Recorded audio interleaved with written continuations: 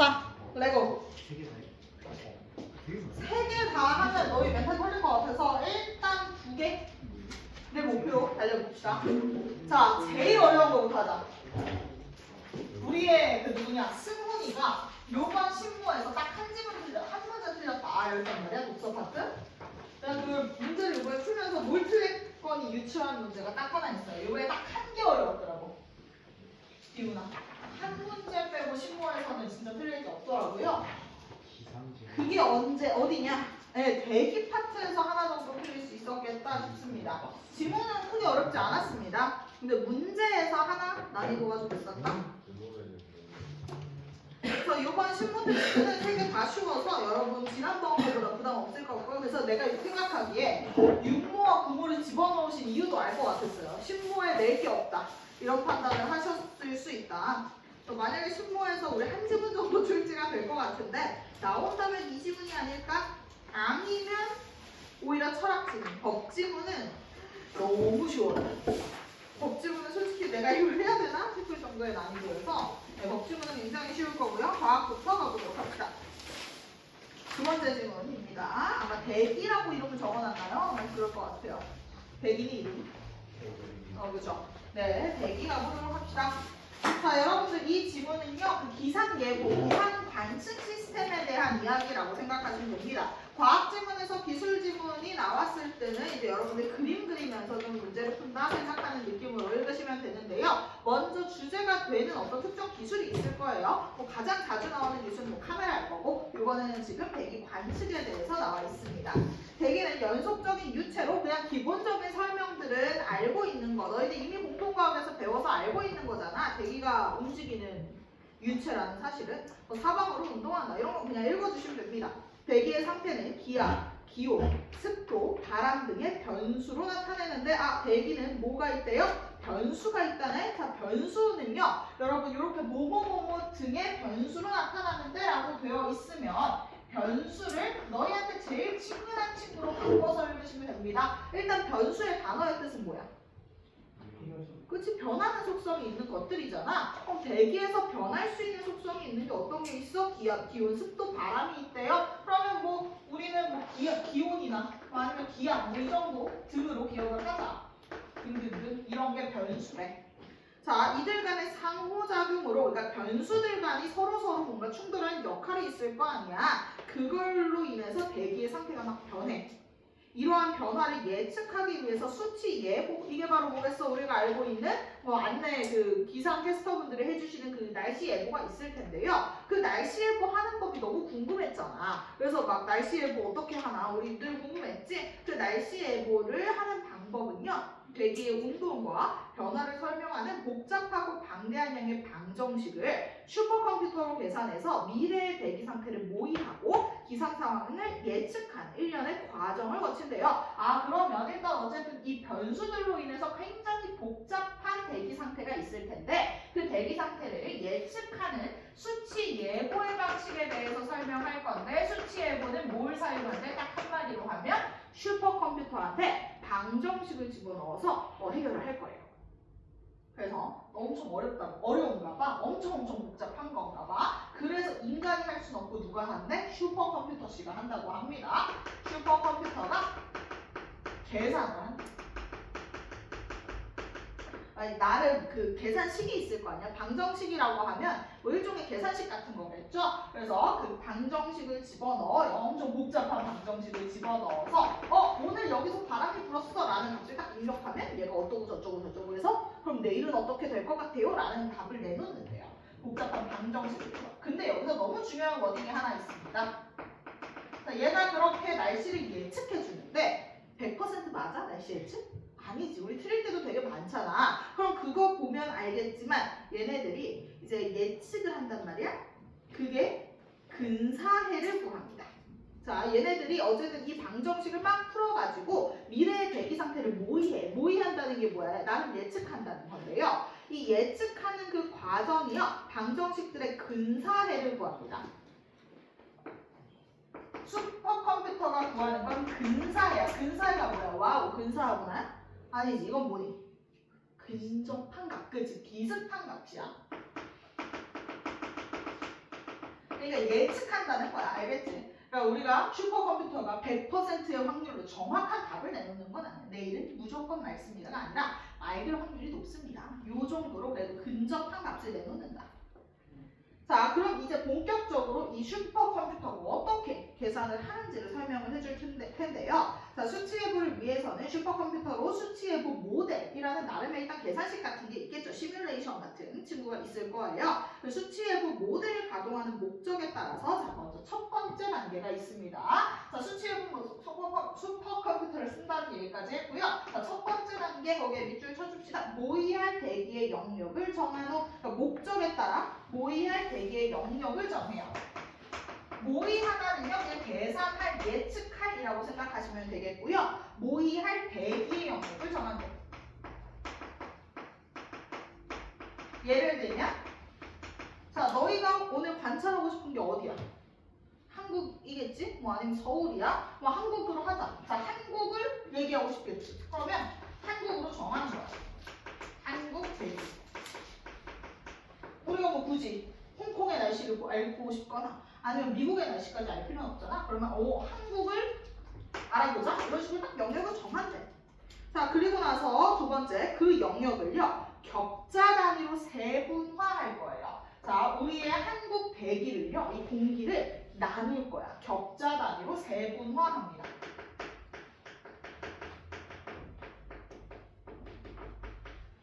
이게 두 번째 단계야. 밑줄 쳐주면 되겠고요. 자, 모의 영역은요. 지표면에서 수직인 연직 방향으로 여러 층으로 나누어지고요. 각 층은 위도와 경도의 수평 방향으로 일정하게 나누어진 격자로 구성이 됩니다. 자, 이제 이 격자 단위를 어떻게 나누는지에 대해서 설명을 할 텐데요. 여러분 여기서 중요한 건 지금 공기는 3차원이야 아니면 2차원이야?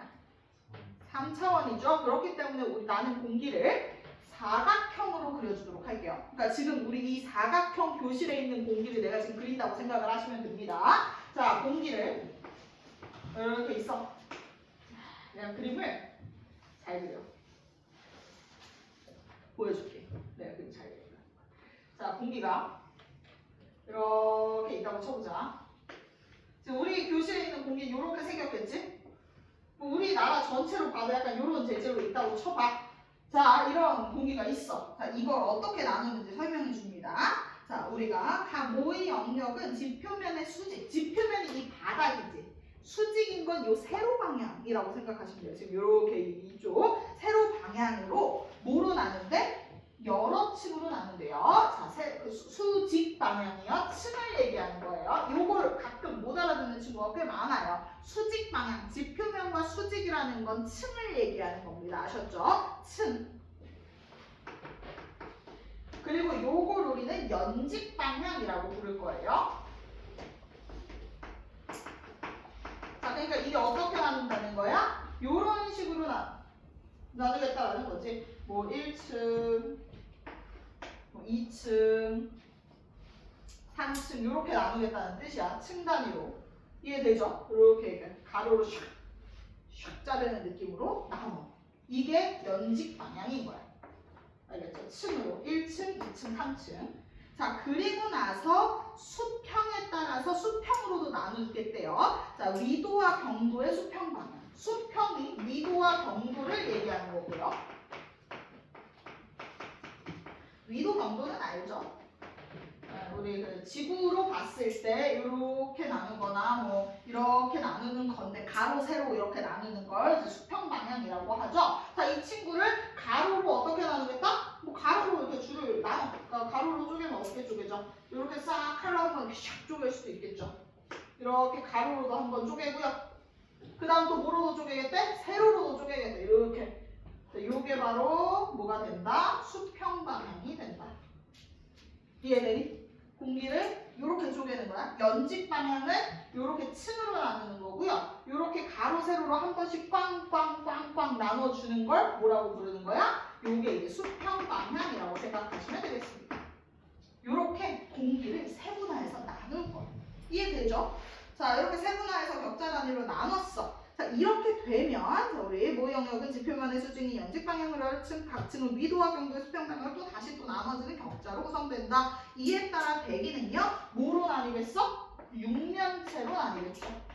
한 개를 딱 보면 이거 6면체일 거 아니야. 뭐 정육면체는 아니더라도 한 직육면체쯤 되겠지. 6면체로 되겠죠? 자, 이런 6면체의 공기 덩어리로 나눠서 볼 거다. 우리는 공기를 이제 인식을 할 때 공기라고 하는 건 모양은 없지만 우리 격자 단위로 나눠서 이렇게 6면체 단위로 인식을 할 거다라는 얘기입니다. 자, 이 6면체의 공기 덩어리의 집합체로 공기 전체를 인식하게 될 거고요. 자, 그리고 나서 우리는 이 각 공기 덩이, 요게 하나의 공기 덩이가 되겠지? 각 공기 덩이에게 뭐를 부여해 줄 거야? 변수 값을 집어넣어 준대요. 자, 공기 덩이에게 변수의 값을 부여해서요. 그리고 이걸 일정 시간마다 체크해요.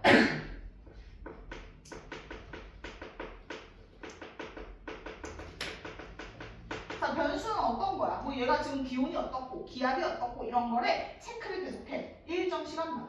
그러니까 공기 덩이마다 확인을 한다는 거야. 이렇게 딱 나눠놓고서 공기 덩이마다 빼가지고 뭐 첫 번째 1번 공기 덩어리는요. 방금 전까지는 분명히 기압이 10이었는데 지금은 7이 됐어요. 이런 식으로 보고를 한대요. 자, 그러면 이런 식으로 이제 얘네들이 어떻게 움직이는지를 먼저 우리는 예측을 확인을 할 수 있다는 거겠죠. 자, 근데 당연히 얘들아 얼마만큼 자주 체크하냐 아니면 이걸 어느 정도로 세밀하게 나눴느냐에 따라 정확도가 달라질 거야. 자, 근데 얘들아 상식적으로 생각해보자. 자, 자주 체크할 때 정확도가 높겠니? 가끔 체크할 때 정확도가 높겠니? 자주 체크할 때 정확도가 높겠지. 뻔해. 뒷 내용은 되게 뻔합니다. 머리만 어려울 거야. 자, 당연한 소리야. 자주 체크하거나. 자, 그러면 이 격자를 세분화해서 나눌 때 정확도가 높겠니? 아니면 크게 나눌 때 정확도가 높겠니? 세분화해서 나눌 때 정확도가 높겠지. 그치? 그래서 이건 뻔해.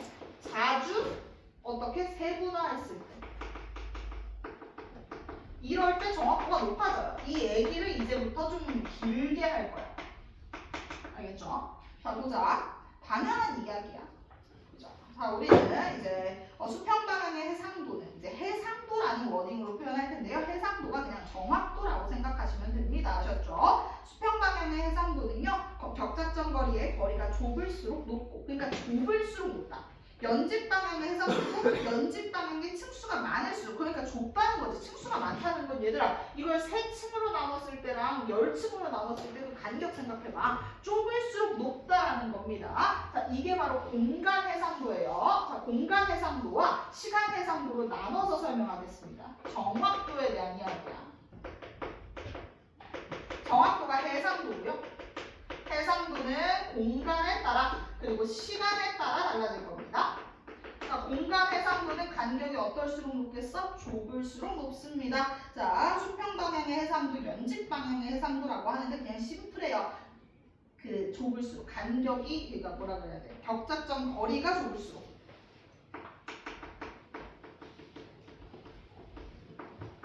그럴수록 공간의 정확도가 높아지겠죠.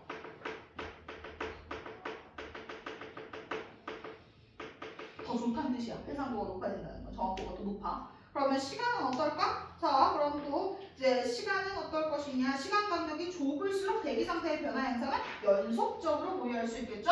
그러면 시간의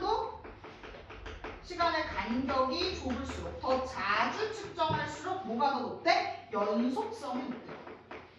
역시나 정확도가 높아진다. 이런 뜻일 겁니다. 자, 그러면서 대기를 모의하는 정도를 분해능으로 나타낼 거예요. 자, 분해능으로 나타내는데 이 여기서부터 슬슬 어렵습니다. 분해능은 시공간적으로 대기 상태를 얼마나 세밀하게 나타낼 수 있는지를 평가하는 척도래요. 분해능은 수치로 나오게 될 겁니다. 따라서 공간 분해능과 시간 분해능이 높을수록 대기를 세밀하게 모의할 수 있다. 공간 분해능은 격자점 간 거리로, 자, 그러니까 이제 우리는 공간 분해능이라는 워딩이 나왔어. 자, 공간 분해능은 뭐래? 격자점 간 거리래요.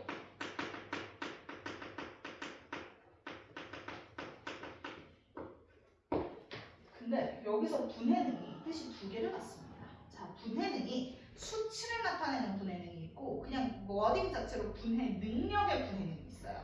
자, 분해능은 수치로 표현이 될 거거든. 수치로 거리로 표현이 될 거예요. 자, 그래서 나는 이렇게 구분해서 얘기할게. 공간 분해능에 수치가 있고요. 분해능이라는 능력치가 있어요. 이게 난 좀 어렵더라고요. 처음에는 했다가 나도 문제 풀면서 제대로 좀 깨달았던 것 같습니다. 자, 공간 분해능은 시공간적으로 대기 상태를 얼마나 잘 세밀하게 모의할 수 있는지 나타내는 척도인데, 공간 분해능이랑 시간 분해능은요 이제 그 거리로 표현이 될 겁니다. 근데 각각의 값이 작을수록 분해능이 높대. 이게 뭔 소리냐? 거리로 나타내는 공간 분해능은 수치를 지칭하는 표현입니다. 그리고 분해능은요 능력치예요. 분해하는 능력, 즉 얘는 해상도랑 엮인다고 생각하시면 돼요. 정확도. 자, 솔직히 이 문장이 그냥 읽잖아? 되게 말이 안 되는 문장이야. 각값의 강, 그 분해능의 값이 작을수록 분해능이 높대. 이게 뭔 소린가 싶잖아. 그 위에서 이야기하는 분해능은 수치를 얘기하는 거고요. 이건 거리로 표현이 될 거야. 자, 그러면 우리가 생각해보자. 요 간격의 거리가 좁을수록 능력이 좋아, 안 좋아? 그치? 좁을수록 능력이 좋은 거 아니야? 그쵸? 그러니까 거리를 더 잘게 나눌수록 더 정확해지잖아. 이게 요 워딩인 거야. 자, 그러니까 공간 분해능 수치가 적을수록 모두 똑같아요. 시간 분해능도 똑같습니다. 공간 분해능 수치가 적을수록 뭐가 높아? 분해능이 높아. 이해돼? 그러니까 더 잘게, 더 자그맣게 쪼개면 쪼갤수록, 그래서 이걸 어떻게 쪼개면 지금은 내가 한 줄에 3개씩 쪼갰잖아. 아니 이거를 더 조그맣게 쪼개면 쪼갤수록 더 정확한 분석이 가능하겠지. 그래? 요 얘기를 하는 거야. 더 잘게 쪼개면 잘게 쪼갤수록, 즉 요 간격의 거리가 작아지면 작아질수록 뭐는 높아져? 능력치는 높아진다. 시간도 마찬가지예요. 그죠? 네, 시간도, 시간 분해능이 뭘 뜻한데? 시간을 뜻하면 되잖아. 그 시간상의 그 기간, 그죠? 시간 간격을 나타낸대요. 그러면 분해능은 역시나 능력을 나타내. 그러면 얘도 똑같다는 거지. 시간 분해능의 수치가 적을수록 분해능이 높은 거야. 여기가 문제에서 딱 하나가 걸리더라고요. 마지막 문제였나? 아마 그랬어요. 아닌가? 가운데 문제쯤에서 나도 이게 하고 다시 읽었었던 기억이 납니다. 자, 공간 분해능과 시간 분해능은 서로 관련이 있다. 자, 여기도 좀 어려운 계산식이 하나 나옵니다. 일반적으로 우리가 여기다가 수평 방정식 공간 분해능을 대개의 최대 속도로 나눈 값을 시간 분해능의 상한선으로 둔다. 자, 얘들아, 상한선의 뜻이 뭐야? 최대, 그치? 리밋을 얘기하는 거지, 그치? 자, 그럼 여기서 이렇게 얘들아 관련성이 나왔어. 그럼 너 이거 뭐 쓰면 돼? 분수 쓰면 되겠죠, 그죠? 자, 뭐가 분자고 뭐가 분모니? 공간 분해능을 대기의 최대 속도로 나눈 값이 시간 분해능의 상한선이래. 그럼 뭐가 되겠어? 분모 분자로 표현해서 보면 직관적이겠죠? 자, 우리가 상한선을 둔다고 합니다. 나름의 상한선이 있대. 이 말인즉슨 뭐가 돼? 이 정도 안에는 무조건 시간 체크를 해야 된다고 했대요. 이 시간에는 체크를 한 번씩 해줘야 된다. 이게 시간의 리밋인 거예요. 시간 제한. 몇 초에 한 번씩은 꼭 봐야 한다라는 조건이 정해지는데, 그 조건이 뭐냐라고 했을 때 그 계산식이 뭐야? 공간 분해능을 뭐로 나누겠대? 대기의 최대 속도로 나누겠대. 이게 바로 뭐의 상한선이래? 시간 분해능의 상한선이래. 요 공식이 완성이 됩니다. 자, 그러면 이게 뭐가 되는 거야? 자, 예를 들어서 공간 분해는 내가 공간을 뭐 10km 별로 나눴어. 10km로 구분을 했어. 근데 대기의 최대 속도가 5래. 지금 공기의 움직임이 5에 빠르게 움직이고 있어. 바람이 한 5 정도의 속도로 불어. 그럼 나는 몇 초에 한 번씩은 체크를 해야 된다는 거야? 최대 2초에 한 번씩은 무조건 체크해야 돼. 그러니까 1초에 한 번씩 체크해도 되고 2초에 한 번씩 체크해도 되는데 3초에 한 번씩 체크해버리면 실수가 나오네. 내가 제대로 체크를 못 하겠는데요. 그래서 2초에 한 번씩 체크를 하면 된다. 이거 이해되지? 자, 그럼 여기서 한번 생각해보자. 공기가 더 빨라졌어. 자, 공기의 속도가 10이 돼버렸어.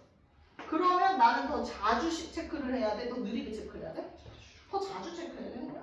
요것만 이해하시면 되겠죠? 이쪽이 어렵습니다. 자, 그랬고요. 자, 이는 대기가 정해진 시간 간격 동안 결착점 거리보다 더 멀리, 그러니까 너무 빨라가지고 더 멀리 이동하게 되면요, 변수의 값을 구할 수 없는 격자점. 이 말이 뭔 뜻이야? 놓치는 부분이 생긴다는 거야. 내가 실수로 못 본 부분이 생겨. 왜냐면 공기가 내가 체크하는 속도보다 더 빠르게 움직였어. 그럼 내가 놓치는 부분이 생기잖아. 그러면 안 된다. 또한 일반적으로 모델에 이미 설정된 수평 방향의 공간 분해능을 근데 2배로 높이려면요, 문제가 생기는데 이게 쉽지가 않대요.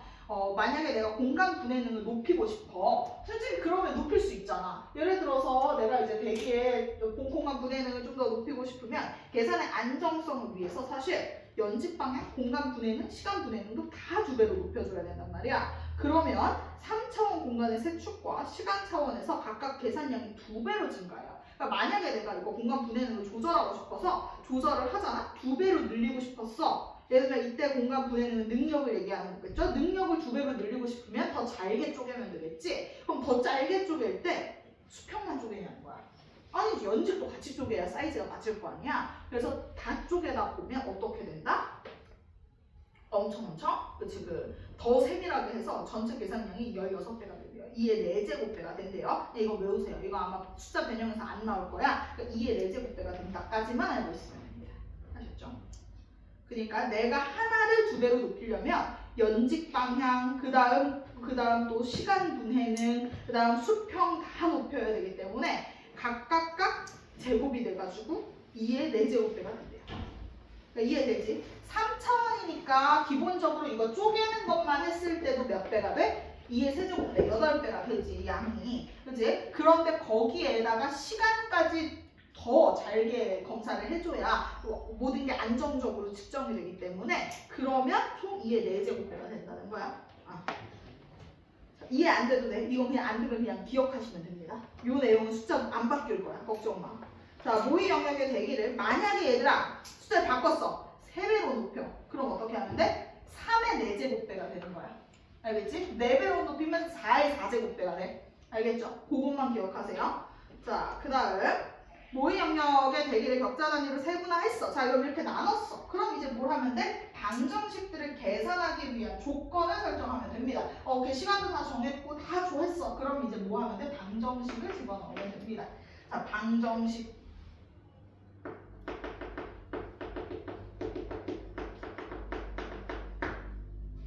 시간에 대한 초기 조건 설정은 모의를 시작하는 시점에서 대기 상태를 설정하는 것으로 격자점마다 대기 상태를 나타내는 변수의 값을 아까 전에 그치 개별적으로 변수 값을 부여를 했었어요. 자, 공간에 대한 경계 조건 설정은요, 모의 영역의 하단, 상단, 측면 경계에서 대기 상태를 설정하는 것으로. 자, 내가 모의 영역이 이렇게 공기를 네모나게 표현을 했잖아. 자, 이때 이 친구들의 경계에 대해서 이야기를 해보겠다라는 겁니다. 자, 우리가 방정식을 설정할 때 얘네들의 경계에 대해서 값을 추가로 집어넣게 될 텐데요. 자, 이때마다 특성이 좀 달라요. 여기에는 대기와 에너지의 상호작용 및 대기 이동 등이 반영이 된다. 먼저 하단 경계, 하단은 어디야? 이쪽 경계입니다. 색이 좀 있는 게 있으면 좋을 텐데 안 배우 들어왔네. 자, 하단 경계라고 하면 한 요쪽 정도의 층을 얘기한다고 생각하시면 돼요. 그림이 지저분해져서 조금 웃기지만 하단 경계. 자, 공기를 내가 사각형으로 나눴잖아 지금. 그 중에 요 아래쪽 공기에 대해서 얘기를 하고 있는 겁니다. 자, 요 아래쪽 공기는요, 특징이 좀 있어요. 대기가 지표면을 통과할 수 있니? 자, 여기가 바닥일 거 아니야? 공기라고 하면? 그지? 여기가 바닥이면 바닥 아래로 공기가 움직일 수 있어? 없지. 아래에서 위로 공기가 움직여? 바닥에서 공기가 나와? 안 나오지. 그러면 이 하단층은 뭐가 움직일 가능성은 없어? 대기가 움직일 가능성은 없다라는 거야. 아래쪽은요, 공기가 막 아래로 들어가거나 나오거나 하지 않기 때문에 하단측의 특징은요, 대기의 연직 운동이 없어요. 연직 운동은 세로 위아래로 움직이는 요 공기의 이동은 없어요. 그죠? 자, 방정식 조건인데요. 방정식은 하단, 상단, 측면으로 나눠서 계산할 거고요. 하단의 특징은 뭐야? 연직 방향의 이동은 0으로 가정합니다. 연직 방향 공기 이동은 0이야. 그래서 계산이 좀 더 심플하겠지? 그지? 이 변수의 값들을 계속 측정할 건데 이 하단 파트는 공기가 뭐 새롭게 들어오거나 나가거나 하진 않는다는 뜻이고요. 자, 그리고 나서 하지만 뭐는 있어? 지표면 부근에서 대기와 지표면에 열 에너지 같은 건 올라오지. 우리 여름에 더우면 땅에서 열 에너지 올라오잖아. 이런 것처럼 열 에너지 같은 건 이동을 할 수 있습니다. 그렇기 때문에 우리가 뭐는 있다? 대기와 지표면 간에 복잡한 에너지 교환이 발생하는데 특히 지표면이 흡수한 태양 에너지가 열과 수증기의 형태로 대기에 전달되면서 대기의 상태를 나타내는 변수의 값에 직접적 영향을 끼쳐요. 따라서 하단 경계의 조건을 설정할 때는요, 이 에너지의 흐름을 반영해야 됩니다. 자, 연직 방향 공기 이동은 0이겠지만 뭐는 고려해야 된다? 대기의 에너지 흐름은 고려해야 돼요. 흐름을 계산해서 넣어야 돼요. 이게 즉 열과 수증기 같은 거 얘기하는 거예요.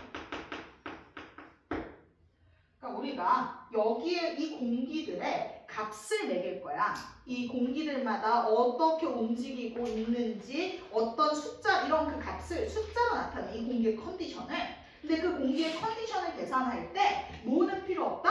하단 파트는 공기가 들어왔다 나갔다를 하지 않기 때문에 이 아래에서는 그러니까 이때는 연직 방향 공기 이동을 그냥 0으로 계산을 할 건데 대신 에너지 흐름을 계산할 수 있는 계산식을 집어넣어야 해요 라는 뜻입니다. 안 어려워요. 그냥 이것만 신경 쓰면 돼. 자, 그 다음 두 번째 상단 경계에서 상단 이 위쪽 파트를 얘기하는 거겠죠. 이 위쪽 파트에서는요 요 위에 층들은요 고도가 높아질수록 대기의 연직 운동이 약해져요. 여러분도 알죠? 그 엄청 위 꼭대기로 올라가면 굉장히 그 공기도 부족해지고 그치? 공기 움직임도 적어질 거 아니야. 당연히 공기량이 적으니까. 너희 에베레스트 같은 데 올라가면 위에서 막 그 숨쉬기 힘들다 이런 일이 들어봤지 않냐, 그지? 산 올라가 봤어? 올라가면 숨쉬기가 편해 어려워? 어렵지. 그 이유가 뭐야? 공기가 부족해서지. 그럼 공기가 많이 움직여 안 움직여?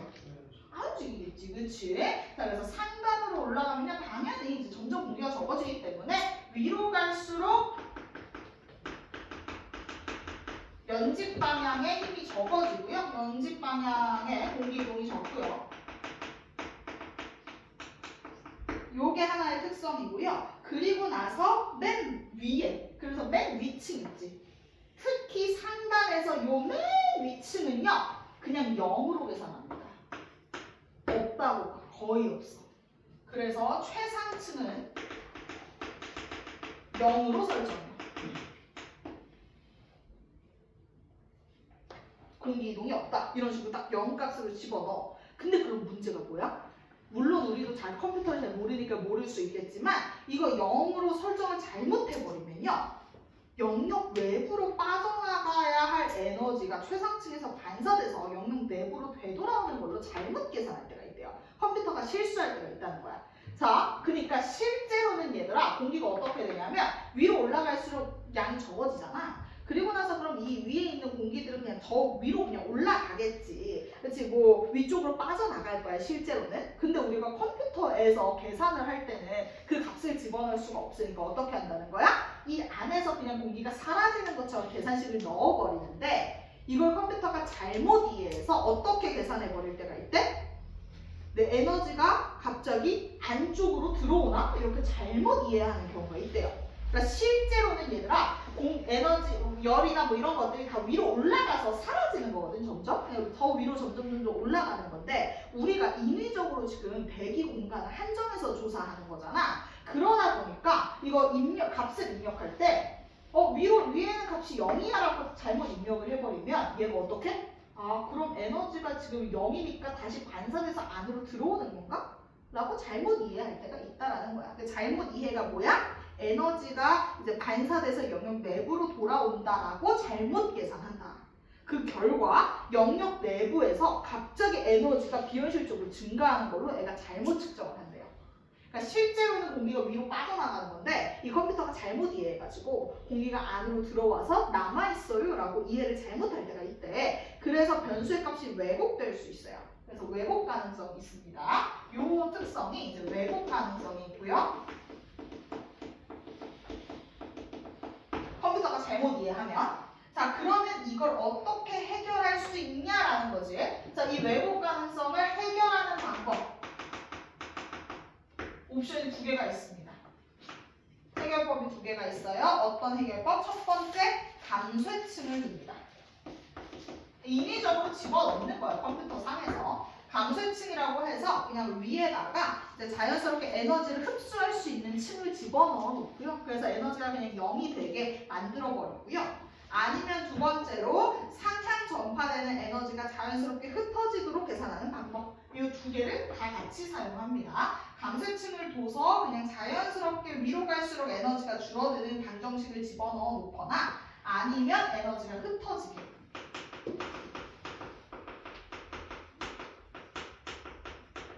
만드는 방정식을 넣어가지고 그래도 최대한 올바른 계산식을 나올 수 있게 만든대요. 자, 근데 여기서 최상층의 고도가 약 80km 이상으로 높으면 후자래. 자, 그러면 감쇄층 쓴다는 거야? 에너지 흩어지게 쓴다는 거야? 80km면? 에너지 흩어지게 계산을 쓴다는 거죠. 그래서 80km보다 높을 때는 에너지 흩어지는 방식을 쓰고요. 아니야, 80km보다 낮아? 그러면 감쇄층을 집어넣는 계산식으로 한대. 얘들아, 과학지문은 너희가 이걸 100%까지 알 필요는 없어요. 왜냐면 이거 과학적 지식이고 너희가 실제로 뭘 하는 사람이 아니야? 기상캐스터도 아니고 이거 연구하시는 분이 아닌데 이걸 다 어떻게 알아? 감쇄층 만드는 방법. 나도 이거 읽으면서 궁금했지만 이거 알 필요 없어. 그냥 감쇄층 만드는 군화까지만 너 이해하면 되는 거야. 비문학을 읽을 때는. 자, 그럼 감쇄층을 만든대. 그리고서 흩어지게 한대. 자, 그리고 측면 경계. 자, 마지막입니다. 측면 경계는 어디야? 옆 라인이겠죠. 옆 라인에 대한 조건은요. 요쪽. 요 옆 라인에 대한 조건은 자, 어떻게 할 거래? 우리가 대기 현상을 모의하는 모델이 지형 모델에서 설정을 하는데요. 지형 모델이 뭐야? 한국. 우리가 아까 지형 모델 한국으로 설정을 한 거지. 자, 지형 모델에서 설정한다. 측면 경계는 영역 보드층에 대기의 유출입이 계속 발생해. 얘들아, 공기가 위로 올라갈수록 줄어드니까 위아래는 여기도 적고 요 아래도 적어. 근데 옆으로는 무조건 공기는 계속 움직이고 있겠지. 옆 공기는 계속 들어왔다 나갔다가 반복한단 말이야. 그렇기 때문에 여기가 좀 어렵대요. 자, 그러므로 영역 외부의 대기. 자, 영역 외부의 대기. 이게 뭐야? 일본. 중국 얘기하는 겁니다. 영역이 뭐였어? 한국이었잖아. 그러면 한국 거를 계산할 때 너희는 어느 공기까지 체크를 해줘야 돼? 일본 공기와 중국 공기까지 체크해라.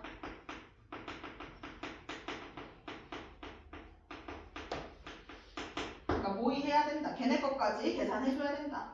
그러니까 사실상 지형 모델은요. 지구 전체의 대기 현상을 다 고려해야 된다는 거야. 그러니까 우리가 측면을 제대로 계산하기 위해서는 사실 우리나라의 날씨를 알고 싶어도 일본 공기, 미국 공기, 저 남극 공기까지 다 계산을 해야 된다라는 겁니다. 그러니까 이 복잡한 걸 누가 해주겠어? 당연히 슈퍼컴퓨터가 해주겠죠. 네, 이게 끝입니다.